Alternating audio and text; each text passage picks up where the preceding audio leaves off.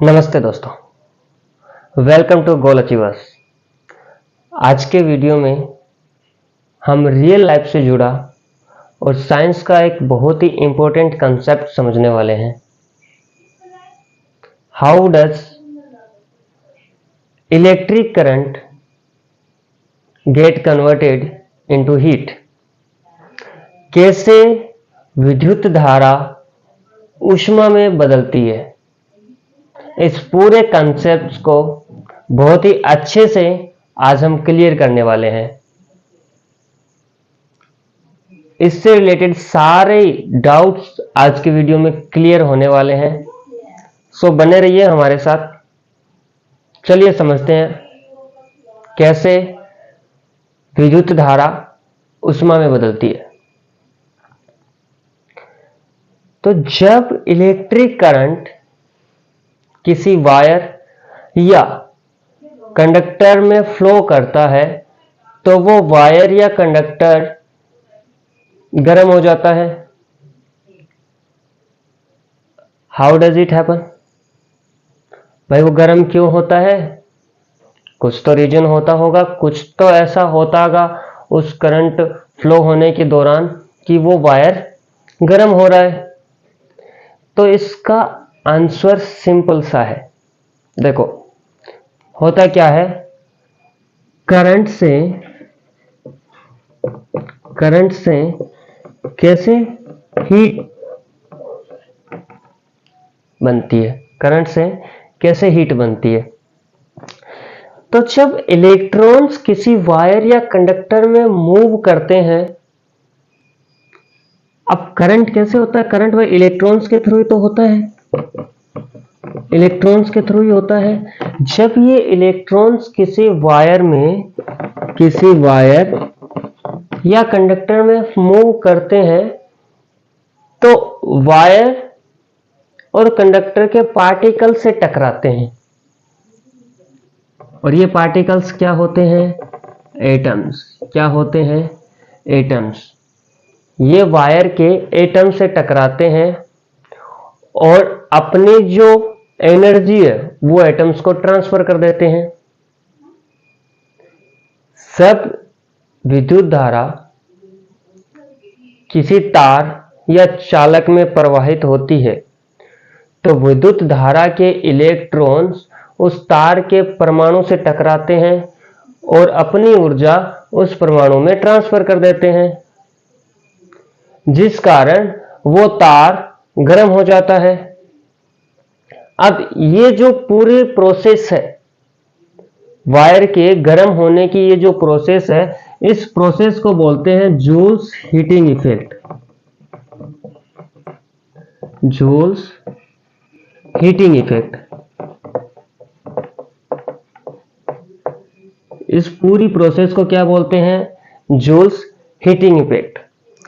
इस Joule's heating effect का formula होता है, इसका फॉर्मूला होता है H equals to I square R T. H equals to I square R T, जहां पे H होता है हीट, I होता है करंट, R होता है रेजिस्टेंस और T होता है टाइम। T होता है टाइम। अब अगर हम बात करें कुछ रियल लाइफ एग्जांपल्स की जो हम अक्सर देखते हैं। सबसे पहले मैं बात करूं कि बल्ब क्यों जलता है, कैसे जलता है, क्या प्रोसेस होती है बल्ब के जलने की। तो इसका आंसर है रेजिस्टेंस। क्या? रेजिस्टेंस। कैसे? जो बल्ब का जो फिलामेंट होता है वो टंगस्टन का होता है।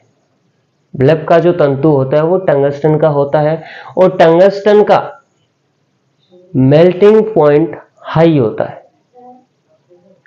मेल्टिंग पॉइंट यानी कि गलनांक हाई होने से रेजिस्टेंस भी हाई होगा, और रेजिस्टेंस हाई होगा तो ज्यादा हीट और लाइट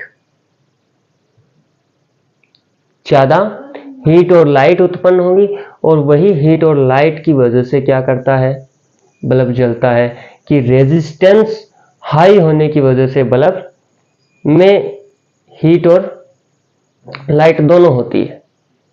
आप बल्ब को देखना, जो 10-20 रुपए में बल्ब आता है वो जब जलता है तो वो गर्म भी होता है, उसको छू के देखना वो क्या होगा, गर्म भी होगा। वो क्यों होता है कि वहां पे रेजिस्टेंस हाई होने के कारण लाइट तो होती है और हीट भी होती है, उसी वजह से वो क्या करता है, गर्म होता है और जलता भी है।